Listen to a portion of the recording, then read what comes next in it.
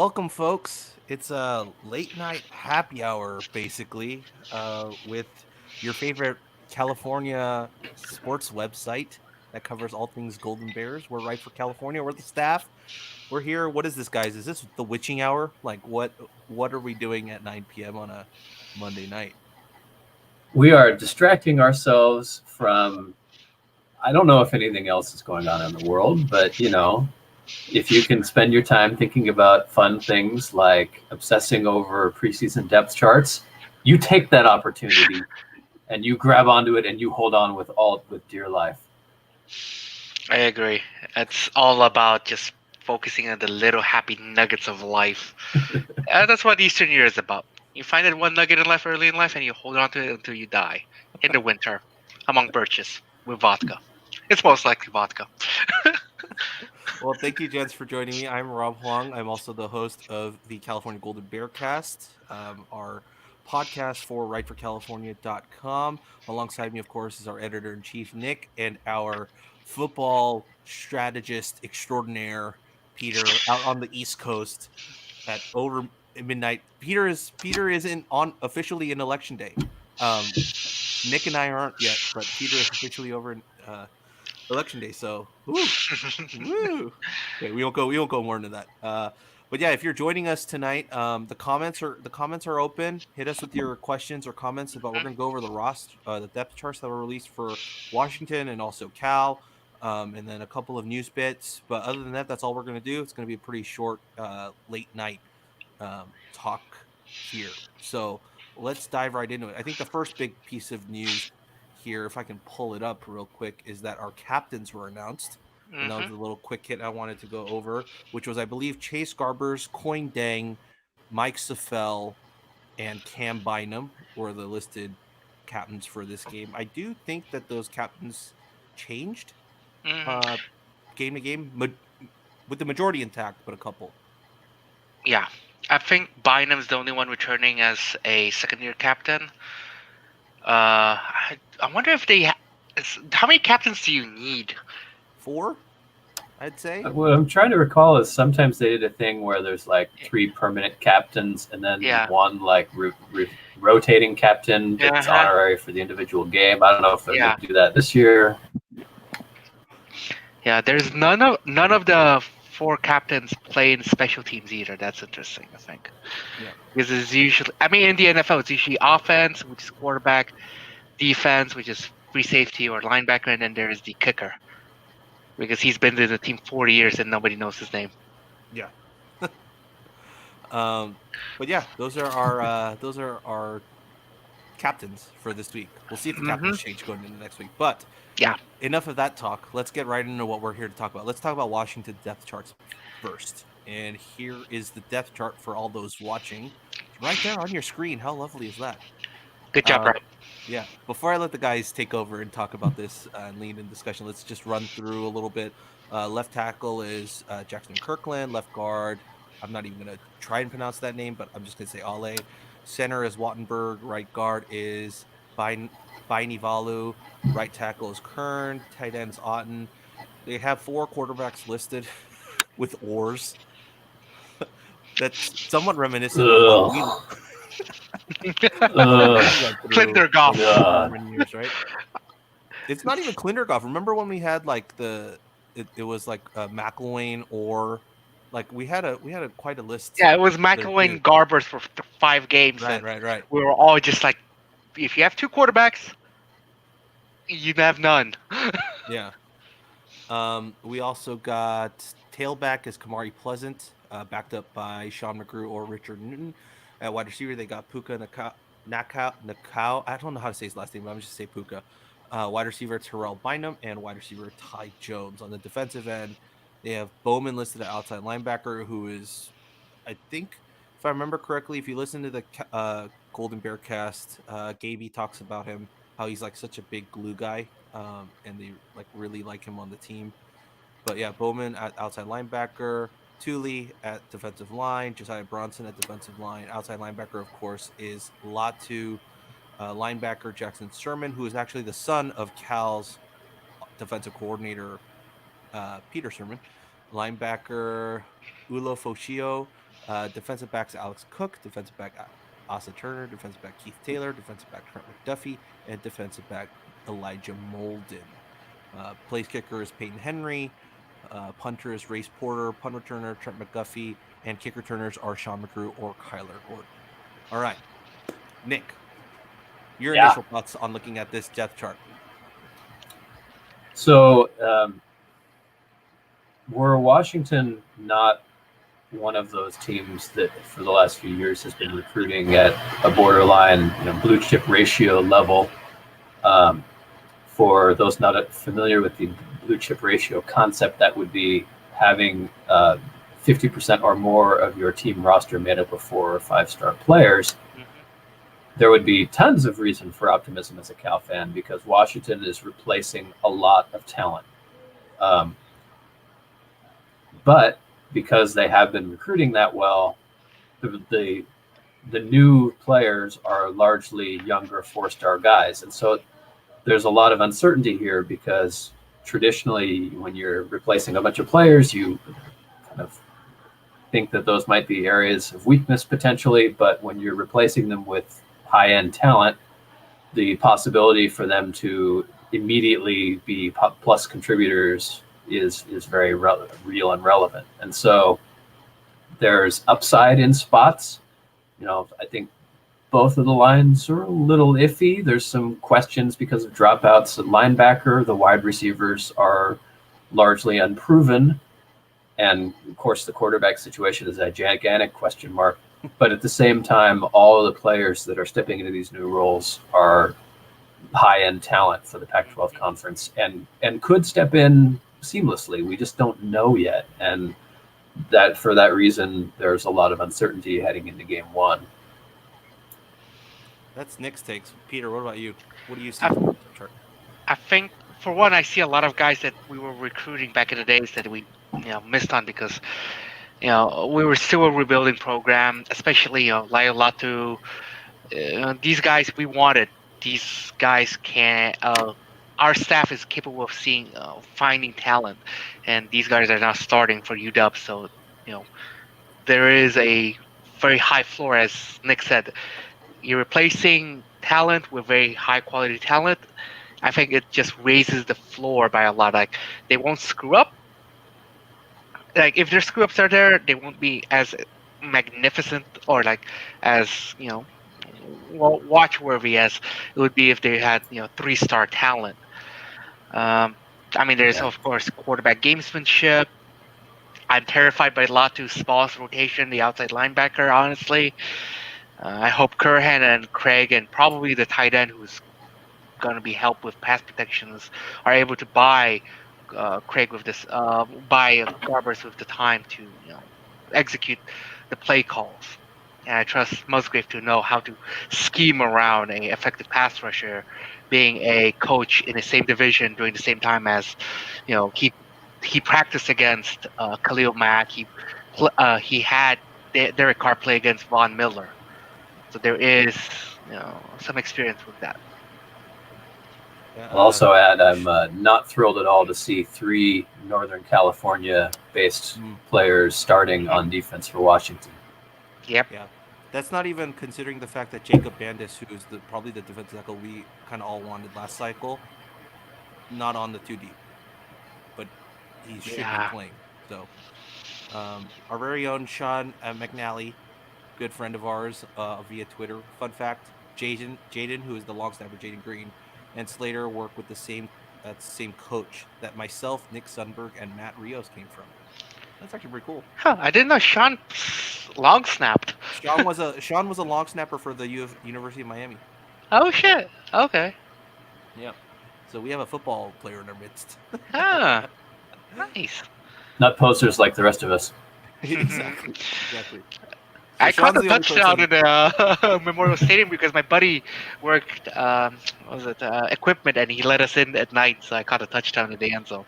Are you allowed to be talking about that? Aren't you NDA'd from not talking about that? I need to confirm. Not anymore. Not anymore. It's officially on the internet. Yeah, I don't think there's any big surprises here. I think all the names that we see are expected. The Hmm. quarterback one is, I think, the biggest question mark, Yeah. of course. But at least from my conversation with JB Lucas from UW Dog Pound, if I'm remembering this correctly, because I did 4 podcasts in 2 days, so everything's a blur. But I do think she said she would be surprised if it wasn't Kevin Thompson on the field. Don't quote me on that. Just go listen to the podcast.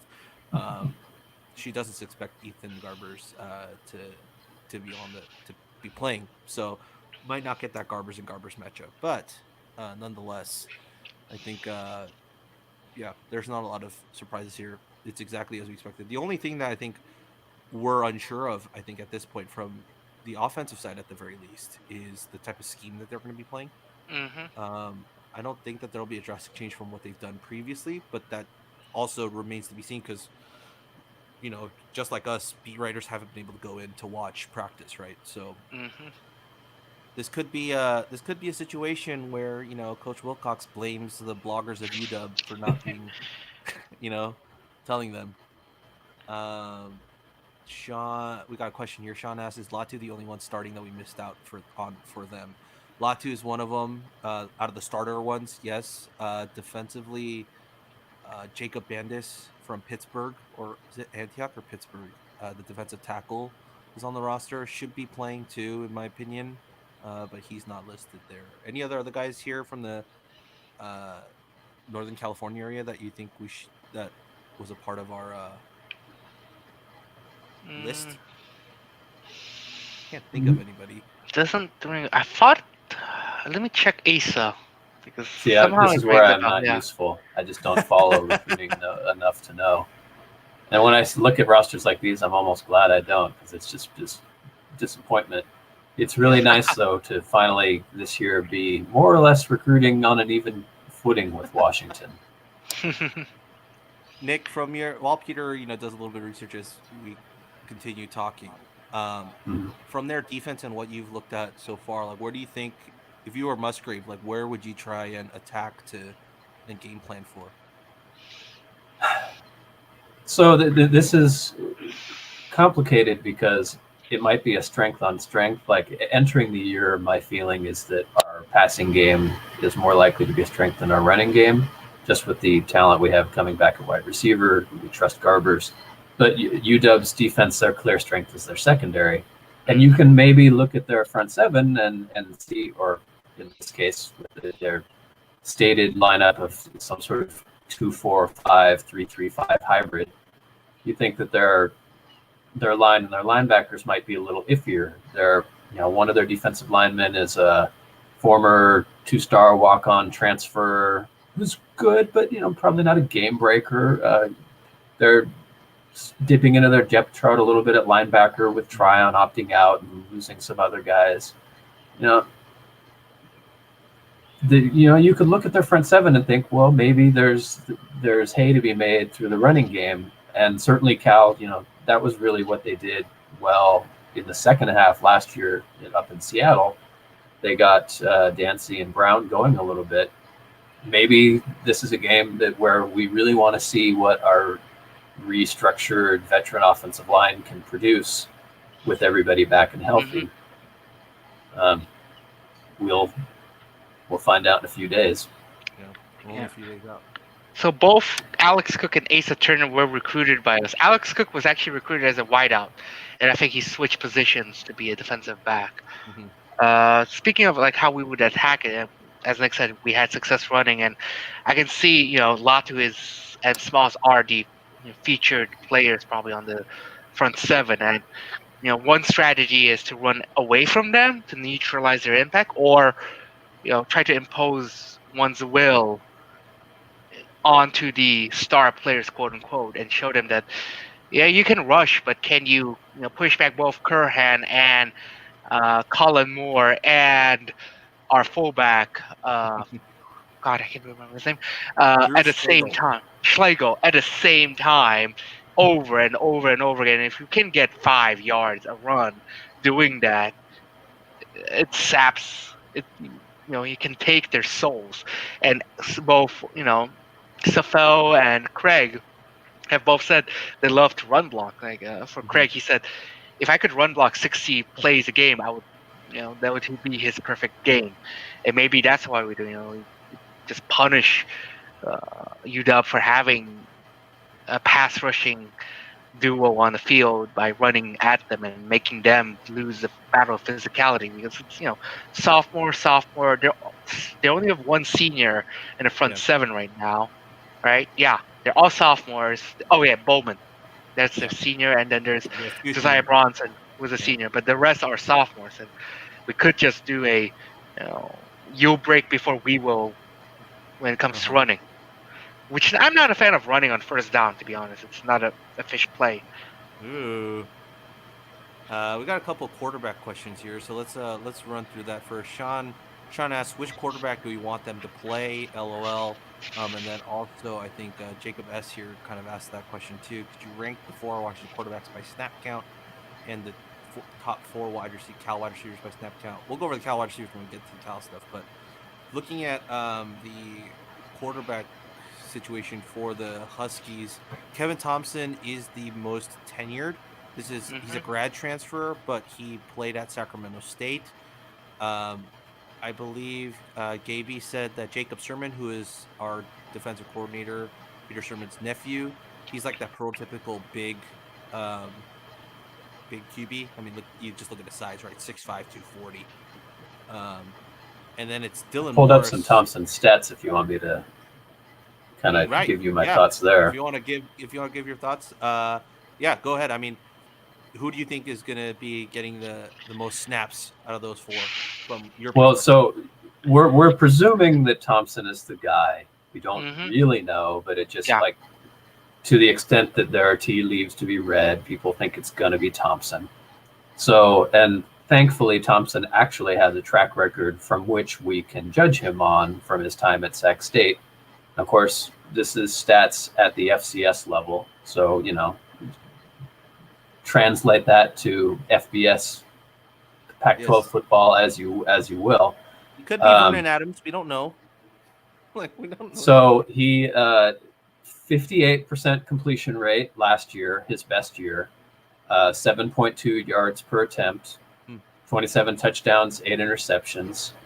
I would call that good, but not like, whoa, oh my goodness, I'm trembling in my boots. Um, One second, I'm going to expand this. I want to see if he's at all a running threat. Um, Yeah. I'm looking at so his. rushing, he does run the ball a lot. Hmm. 127 rushing attempts, so that was about 10 attempts per game with Sac Hmm. State last year, 5 yards a pop. So what that is kind of, I think, probably one of the reasons Washington might be leaning his direction is beyond the experiences, he adds a running dimension. I don't know to what extent the other quarterbacks on the roster Yeah. offer that. So I'm looking at the Sac State website with the game splits right now, and his last game was against Austin P. They lost 42 to 28, 53 passes, 21 completions, 40%, 300 yards. He his last four games in FCS were sub 50, like 50% or lower.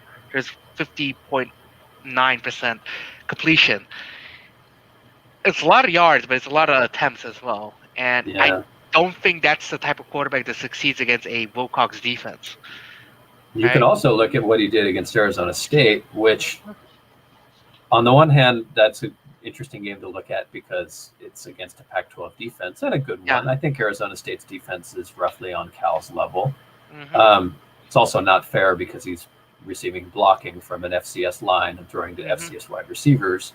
But I mean, that game was like sort of a classic dink and dunk game. He threw the ball 50 times and Hmm. completed a decent percentage, but he only gained 264 yards Yeah. because I think he didn't have probably the time or the athletic talent at receiver to really go down the field. So, a Hmm. lot of short passes. Yeah. Um, I don't really think he's a guy that is going to be bombing it downfield on us. Yeah.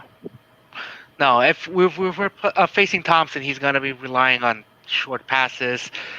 I mean, it's gonna be Garbers early in the season for us. From the splits, it looks like the way he plays, it's like Garbers when he was playing against UNT and UW. It's like just quick hitting passes, bailing himself out with rushing. Although he had 9 rushes, which probably are a lot of them are sacks for -2 yards against ASU. Um, Yeah, his big whether or game, not he has the athleticism yeah, to run the ball a lot on a Pac-12 defense, I hmm think is an open question. So yeah, that'll be interesting to see as well. Presuming again he's the starter. exactly. Uh, I mean, it depends on how Lake wants to approach the season, right? Is he seriously considering contending, or he wants to build and contend in 2021? Because if he wants to build and contend 2021, why are you rushing in going in with a grad transfer starter if you have 3 4-star quarterbacks right behind him who have prototypical size or for either pro style or duo threat when it comes to Dylan Morris. He's just trying to build the bridge to Ethan Garbers. Speaking of Ethan Garbers, Avi here, watching us on Periscope, said we need Chase to go 4-0 against UW and Ethan to go 0-4 against Cal for eternal Big Brother status. Chase Garbers might be looking for to throw his first touchdown against UW. Yes, exactly. Despite 2 victories over UW. Yeah, Yeah, we might not get that matchup until next year, but still fun to watch. Um, before we move on to Cal's, Avi asked us one last question about UW. Who is Chase Garbers picking on in this game? Rick Ooh. actually had the best answer, which was obviously his brother. So, I um, don't think they're gonna split out Ethan Garbers in the secondary though. I don't know, like I with don't, how I don't know. There's not a better answer. I mean, just for some context, when I was talking to Gaby Lucas from UW Dog Pound, she did say like one of the reasons that UW kind of made this or gave Trent McDuffie more time and basically cemented himself as the starter down the road was because Chase Garbers picked on Kyler Gordon on that final drive and throughout that hmm, UW game, and it kind of exploited him a little bit. I see. Or exposed him a little bit. So that's why Kyler Gordon dropped from the starter role and then Trent McDuffie took over. Hmm. That being said, I don't know who he throws to here. I think Not Molden. it's a matchup thing, right? Because Yeah. if Ata and Keith Taylor are playing on the outside, like those are 2 6'3" corners. Hmm. Like I don't know if we have the wide receivers that can beat that. Wait, which Hashtag one of them Jeremiah are? Hunter. Uh, but other than Hunter, like I don't think we have the type of wide receiver that can Yeah. do that. So it's ultimately going to come down to the matchup, which means Yeah.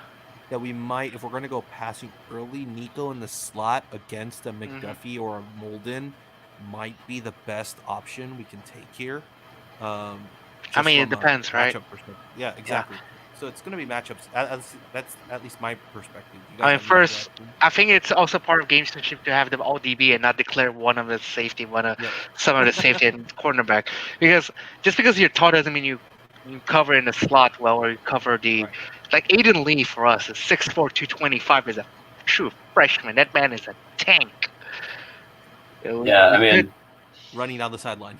you Hmm. look across the defensive, the starters at least. Now, Molden is an all first team returning starter. He might be, if Thibodeau didn't exist, he'd be in the running for Defensive Player of the Year.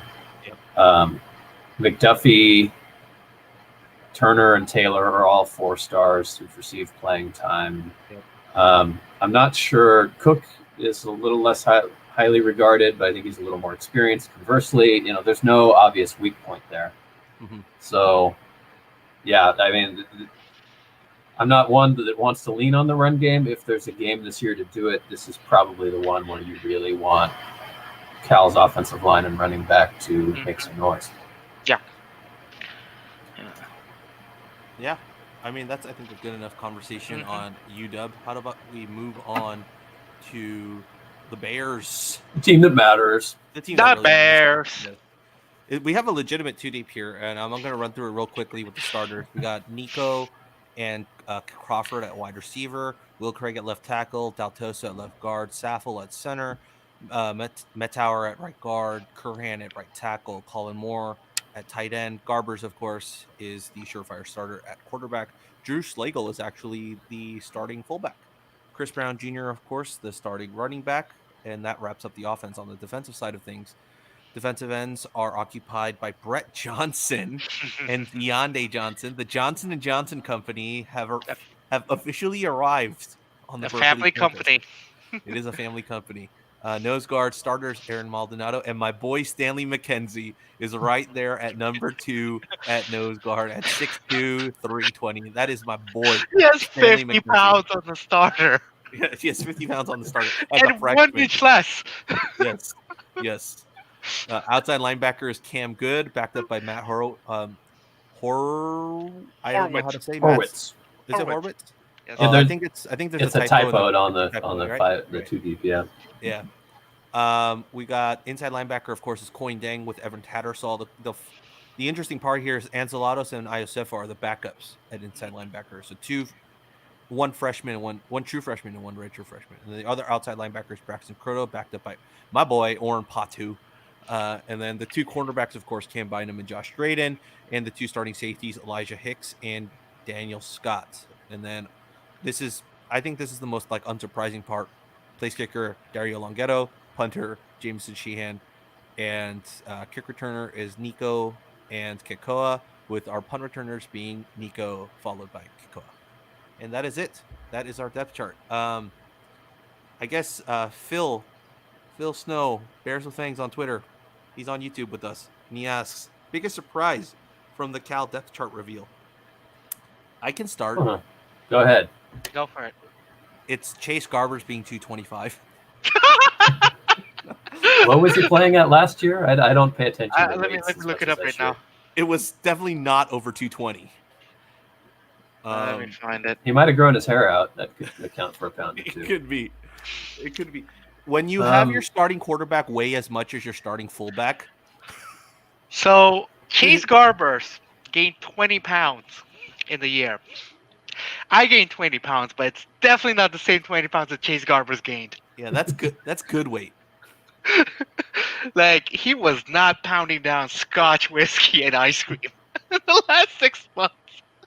See, I'm struggling to come up with a truly surprising thing about this depth chart. I mean, perhaps the fact that Chigozie Anusium isn't listed as a starter, but at the same time, it's pretty clear that one, he's going to get a lot of playing time anyway, and two, he would be almost certainly a quote-unquote starter in any nickel packages. Really, what I see from this entire depth chart is a little bit of gamesmanship from Cal, I would say, and trying to not say any more than they have to. I don't think that Cal is going to spend the majority of the time with two wide receivers on the field. I mean, I hope that we're not going back and playing 1980s football. But this is a way for them to disguise. Yeah. You mean 1952 big game? Look, man, the exotic smash mouth. Yeah. So this is a way for them to disguise, which of their freshman unproven wide receivers are going to get playing time, perhaps. We're not getting into what our base defense is likely to be, who's our starting nickel. This is stuff that most people can probably figure out anyway, but I'm more, as per usual, we don't have any real questions answered about who's going to be playing beyond the pre-established starters. Mm-hmm. And I guess the other question that can only be answered by the season actually happening is how many of these second stringers, particularly on the defensive side of the ball, are listed there because they are legitimately the second best guy on the team at that position versus by default because we're just that shallow and we have to have a true freshman on the depth chart. So is Ethan Saunders, Stanley McKenzie, Iosefa, Gamble, Pastor, are they there because there's no choice, we have to play two freshmen? Or are they there because these guys are ready to contribute now, immediately, legitimately? And we won't know until we see them play, or if we never see them play because we only trust the starters and the starters stay healthy. Yeah. I mean, Phil noted that in our chat that another surprise is Craig, who took all these snaps at left guard last year. Cindric, sorry, left guard at last year is being supplanted by Valentino Del Toso, our super sub. Uh, and now he's back, and Cindric is now backing up Safel at center. But So that yeah, you're right. I can't say that surprised me. So, Really? well, let's make sure. I want everybody here to double check my memory because there was so much offensive line shuffling last year that's hard to keep track of. My recollection is that Del Toso started the season as an interior lineman, I think a left guard, and then eventually became the long-term left tackle when the initial left tackle replacements for Will Craig didn't go super well.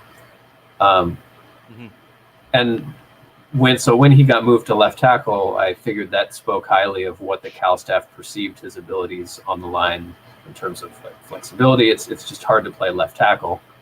So I figured he was going to find a place somewhere on the line with Will Craig back. It was just a question of where. Yeah. Cindric started. Was it?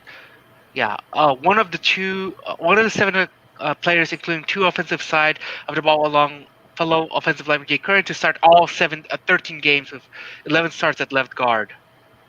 Yeah. So it was according to Avi, it was Cindric at left guard, and I think he was moved back into center because he actually played center for Safel against Oregon State and Utah.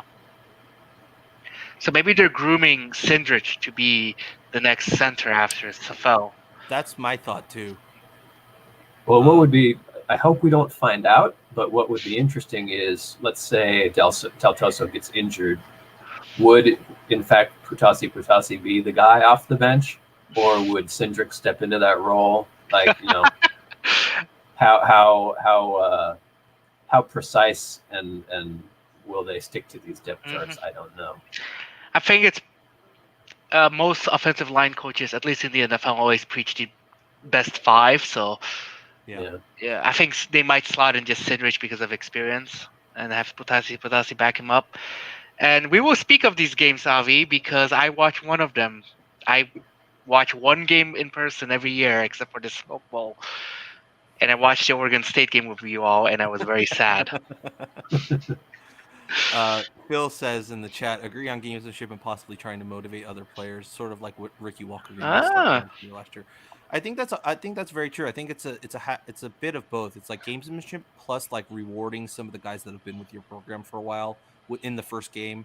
They might get the start, but that doesn't mean that they'll play more snaps than the guy who should be the starter. So it could be one of those moments. But yeah, I think there's not a lot of big surprises here as we keep talking about this. I think the inside linebacker thing is for me is very interesting here because as Nick, as you mentioned, like, are we playing? Are these freshmen on this too deep because we're forced to play them, or because they're that talented? And that's like the sheer like nightmare that Cal fans are going to have in their minds of like optimism versus like there's only 2 opposite ends of the spectrum for this. It's like either it's like, holy crap, these freshmen are so good that we have to play them, or holy crap, we have no depth and we have to play these freshmen.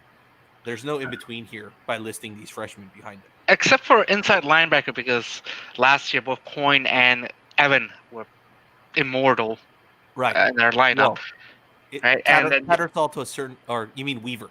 Yeah, Weaver. Sorry. Yeah, they played basically every snap. Yeah, they played every snap. So, doesn't matter who was in the 2 deep for them. They were on the field the whole time, and I think only breaking both legs and arms would have stopped Weaver from playing in any game. Yeah. I think the staff is very much conservative when it comes to giving snaps to people, like especially true freshmen. The younger guys, yeah, they definitely are. They value experience a lot. So here's a question for both of you. Let's presume that, like most other years, we're spending a significant percentage of our time on defense playing nickel. Which player from the front, or which player or position from the front 7 is pulled for that nickel player?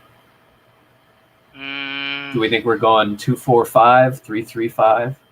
I think we're going 2-4-5.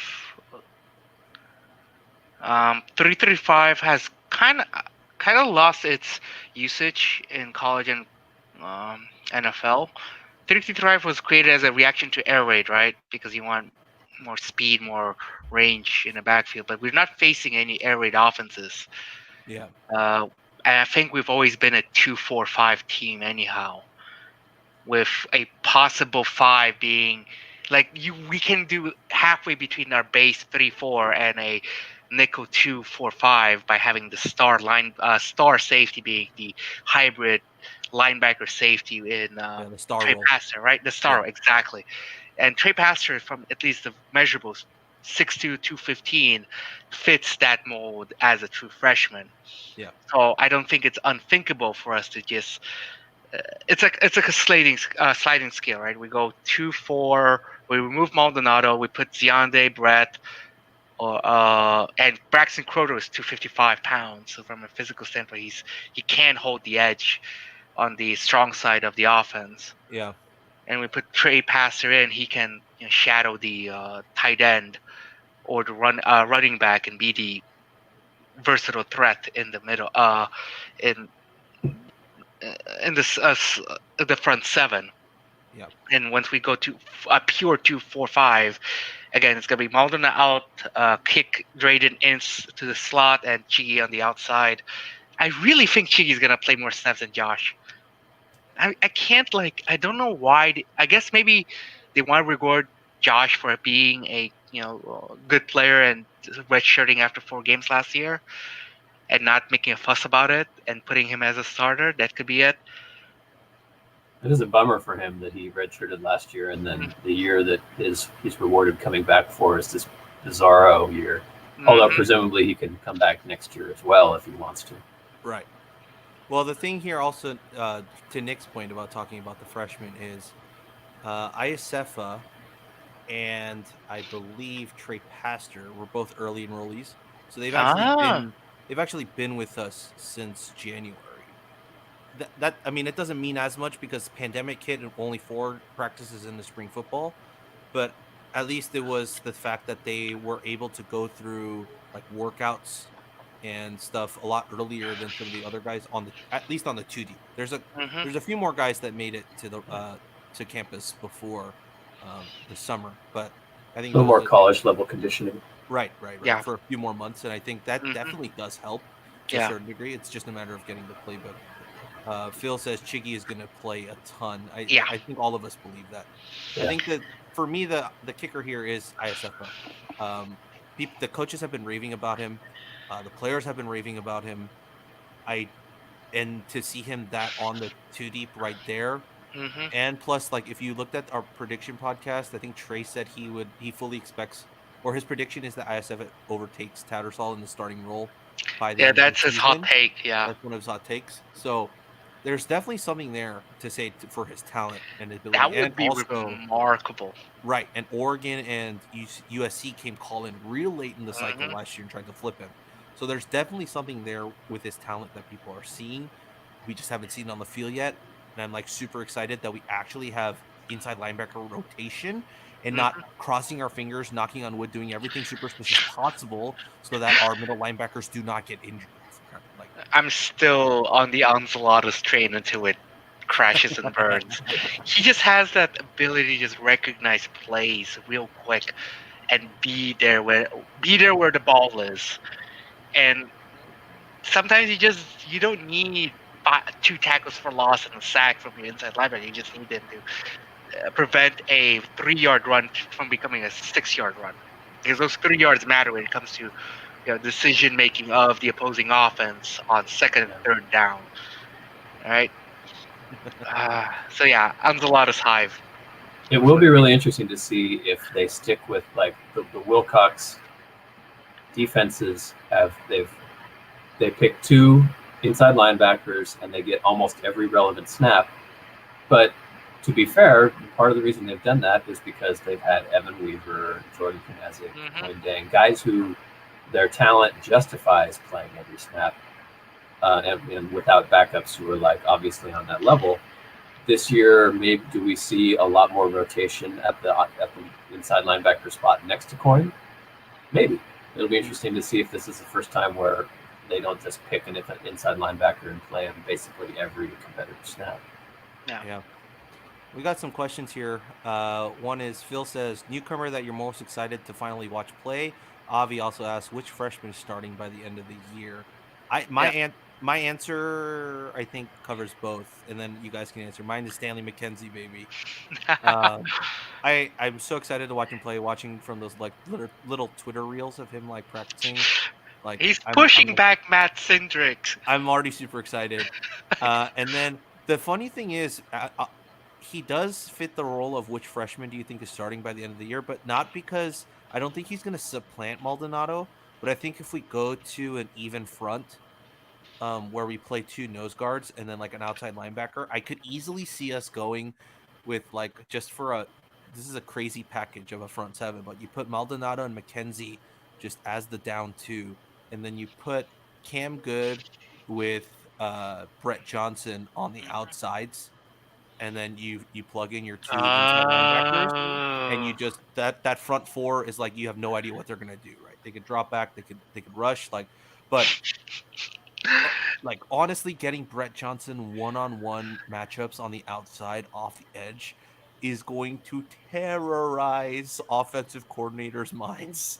So yeah, I just pictured what you said right there, and yeah, I can see Brett Johnson suplexing offensive lineman into a quarterback right now, and that would be like Right. his So coming then, out party. It's gonna be the Jadavian Clowney running back right. hit. I mean, if you let's say that is the front four right there, if you if you decide to double Good and Johnson, that leaves you with one guy covering Stanley McKenzie and Aaron Maldonado in the middle, right? And then if you have, I guess if you have a running back going to pass pro, Stanley at 320 is still going to blow up any decently sized running back. Like even Chris Johnson on or Chris Brown on our team is 235. Like I welcome the well, matchup of a nose guard against a running back. That's uh, I mean, again, it depends on how we want to, how the guys play and exactly. how their on paper physical numbers, which is just two of them, will play out in the game. Right. My Absolutely. guy, I mean, okay, let's remove Hunter because we all know Hunter is the type of wideout who's gonna break a game early on for us and suddenly start starting, Yeah. right? Baker too because he's just been on our Radar for a while. Yeah. radar for a while. I really want to see Trey Pastor. I just love the way he plays the game. I there will be some flash plays where it looks like a tight end is leaking out in the seam for a 20-yard gain, and suddenly Trey Pastor comes out of nowhere and just knocks the guy out, and the ball is out loose. And there's just going to be some flash plays from him that will, you know, again, he's going to start at the start position. That's Yeah. my conviction right now. He has the measurables, he has the required athleticism. He came in early. He's had the playbook for the last 11 months. He's my guy. What about you, Nick? Um, I don't really think any freshmen are going to start unless somebody gets hurt. And part of the reason I say that is just because the 7-game schedule really works against that possibility because like typically with freshmen, they need the time to learn, develop, get a little bit of experience in the backup role. And, maybe if a guy would have been good enough to start by game 9, well, we're not going to have a game 9 this year. So, I mean, there are only 2 freshmen uh, in the depth chart on offense, or in the second spot on offense, and neither of them are going to be stepping in, I don't think. So then you've got to look at the defense, and there's a whole bunch of guys, but they're usually behind. If there was one, it would have to be ISFA, just because maybe Patu. ISF or Patu are the guys where they're talented enough, and the guys they're behind are inexperienced enough that you can imagine it happening. So those would be the picks if you had to pick one. But I would say the odds are that we don't have any freshmen starting unless somebody gets hurt. I see. Hey, your boy Patu. Yeah. My boy Batu gets a shout out. Avi says no love for the Nick Lopez machine. who is the backup place kicker for people that don't know. Well, the thing is, he's not a freshman. He's a redshirt freshman, so I don't Yeah. think he qualifies. Yeah. I mean, I'm on board with anybody named Nick whose last name ends in Z, but that may have zero bearing on his That's ability as And a football 5 player. letters in the last name. that is fully not biased at all. The last question here before we close out the night is Sean asks, "Do we expect Shaw to get a good amount of playing time? Is he fully healthy?" From the looks of it, I don't think he's too nicked up. I do know I I do think they mentioned how a couple guys were nicked up like as they were practicing, and I think Shaw was one of those guys. But I don't think he is. I think if he's on the depth chart, I think they're fully ready to go. Hmm. Otherwise, they wouldn't list him at all. Well, yeah, especially listed as interchangeable with Dancy. I think Hmm. that's the only reason I would have to assume that he's 100% healthy. Yeah.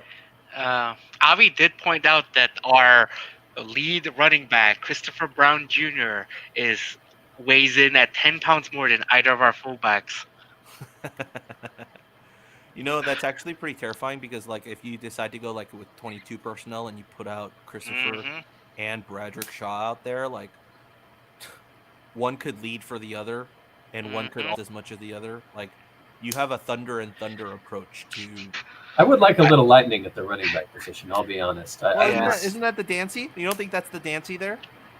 Dancy. To me, is neither remarkably fast nor remarkably large. Which it sounds like I'm damning him with faint praise. No, he's like average size, average speed, like average in every way. And so he's a good, well-rounded back. I'm glad he's on the team, but he doesn't strike me as like extreme in terms of his size. Yeah, I think Um, that the guy that you're looking for that is probably to Carlos Brooks or Chris Street. Yeah, Are probably the two guys. some of Yeah. the young bro guys. By the Just way, another question that I'm really interested in seeing answered is exactly how many snaps we are going to play with a fullback on the field. I'm kind of operating on the assumption that it will be, I don't know, 30% of the snaps maybe. But The yeah, fullback? who knows? I assume it's uh, not going to be base, but he's listed in the two deep or in Spider the starting 2, lineup. Y So banana. Spider all right. 2, Y banana. So let's go full coaching tree. Cal Shanahan last year ran Cal Juszczyk in 37% of his snaps last year in the Cal Shanahan offense, right? That's okay, Mhm. and a very common statistic that flowed around the NFL analytics Twitter was that nearly every team that went to into the divisional championships games was running 21 personnel at least 30% of the time. So I think that's a good number for us to have Schlegel and Angelo in. Like it would top out at 30%. I don't think Musgrave is as creative in putting a fullback in positions to succeed as much as Cal Shanahan. Yeah. I think we'll try to just impose physicality and have Schlegel out, but I don't think it's gonna be more than 30%, maybe 20. yeah, that seems like a reasonable guesstimate. Well, I Hmm. mean, it's interesting that Peter brought that up because when I was talking to Angelillo when we had spring ball and when he first moved over to the offensive side of the ball, Musgrave, one of the tape or one of the players that Musgrave told him to watch a lot of tape was actually Kyle Juszczyk. Hmm. So if that's the case, I think in the playbook there's definitely opportunities for him to run like an angle route or like a seam for him out of that formation. So I mean, I think there's going to be opportunities for the fullbacks to make those types of moves. Where they call it, I don't know. Is it going to be like a normal part of the play calling or like on special downs where they think they could take advantage? Who knows? But if he's saying watch tapes of Kyle Juszczyk, not just for the blocking but for the route running and the pass catching, then yeah, Hmm. definitely I think that's going to be integrated with him. Yeah, I mean, it gives a linebacker another thing to worry about. Is he gonna Mhm. come in and block my ass in the ground, or is he gonna split out into the flat and catch a you know 2 yard flat pass to make it into a 5 yard run? Mhm. Yushik caught 20 passes out of 24 targets last year, 240 yards, and 11 first downs. So more than half of his receptions were for first downs. Yeah. Right, so if we were to use Schlegel the same way as Juszczyk, whose tapes Angelina was told to watch. You know, he was not going to be the touchdown maker, but it sure looks like he's going to be a key part of a first. We need to get the first down package, 3rd and 3, 3rd and 4. We go out 21, and then suddenly it's spider two white banana. Yeah. The most interesting thing that I'll say that I saw from Musgrave's offense when we watched the 4 practices was we had a pulling center. We had a pulling center. Like that alone is insane. And Chase Garbers actually said that seeing Stafel like pulling and running downfield, he's like never seen him do that before. And he said it's something new. But yeah, it's going to be a lot of fun come this Saturday, win or lose. I mean, pulling guards and centers are a thing in the NFL, right? You want to have more. It's an old adage in military strategy: firstest and mostest at the point of attack. Yep. You have your guard, you have your center going in, you have a fullback and a tight end. That's 1,000 pounds of humanity going against you, and your two linebackers, and you're thinking whether you finish your will or not. Yeah. Well, we were. I'm excited for the Musgrave offense. That's all I'm gonna say. One more question, I think. We do have. Okay, this is the last question because we were only going to do this for 40 minutes, but we're already eclipsing 50. Mm-hmm. Last question is: I'm curious, how often will we run 4 or 5 wide receiver sets? We don't know. We don't know. We honestly don't know. I would expect lots of 4 wide receiver sets. Yeah. Whether or not we see 5 wide receiver sets will speak volumes about how the staff feels about the true freshman wideouts and how ready they are to see the field immediately. Also, the question is it 5 traditional wideouts, or is it we're coming in at 12 personnel and suddenly both our tight ends and Brown is on the outside, and that doesn't count. Okay, fine. for me at least. Schlegel 80-yard touchdown. I'm calling it now. 5 verts, baby. Let's do this. Yeah, first play of the game is going to be a 5 verts out of 22 personnel. Yes, it's going to be Schlegel touchdown, California. Up the seam. Up the seam. 2 seconds into the first quarter. It's because they had a defensive end cover Schlegel on the seam. Oh God! It reminded me of one time I was watching. I think it was the Browns, and they had maybe it was the Browns. They had Myles Garrett cover a running back out from the backfield, 50 yards down the field. It's like, what the hell are you doing? Well, thank you guys for joining us. Thanks for everyone who tuned in. Thank you, Nick and Peter. Peter from the East Coast, staying up late with us to talk some Cal football. Anything to distract me. Amen. Hashtag scrolling. Yeah, maybe we'll be back this week to stream a little bit more, but the plan right now is to stream on game day. We're gonna have a watch along party where you can watch, have the game on, have us on your phone, or in on a laptop. We'll be talking as we watch the game. You'll also get to see me from the press box. I'll be in on there, but my mic will be off. But you'll get to see, and I'll show you guys what it looks like in the stadium, and so on. And so, yeah, just be ready for that. We have some special guests also lined up for that as well that'll join us to talk about the game as it happens. So, yeah, with that, good night and go Bears. Go Bears. Go Bears.